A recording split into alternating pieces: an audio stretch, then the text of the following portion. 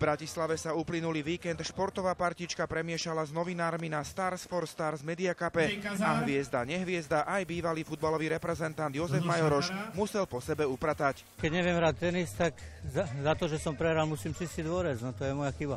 Musím sa lepšie pripraviť na budúci ročník. V skupine smrti sa ocitli proti sebe hokejisti Zdeno Cíger, Roman Kukumberg a Rastio Pavlikovský.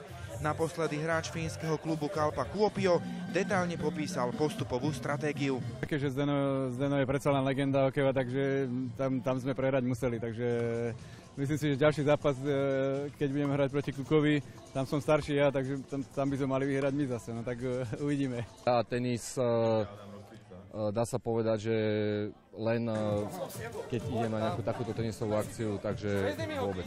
S tenisom si veľmi netýka ani Dominik Raňák. Operované rameno našťastie potrebuje pokoj. Áno, teraz mám výhovorku, hej, áno, že preto nehrám, ale asi by som tu veľa vody nenamútil. Známe mená z hokejového prostredia sú stále bez zmluv. U Romana Kukumberga sa to môže zmeniť už tento týždeň. Tak sám som zvedavý, ako to celé dopadne.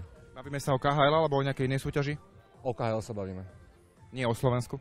Nie o Slovensku, nie. Dvojnásobný držiteľ Gagarinovho pohára má ponuky z Európy, ale zatiaľ sa nikam neponáhľa. Či to bude KHL alebo nejaká iná liga, ja teraz ešte naozaj neviem.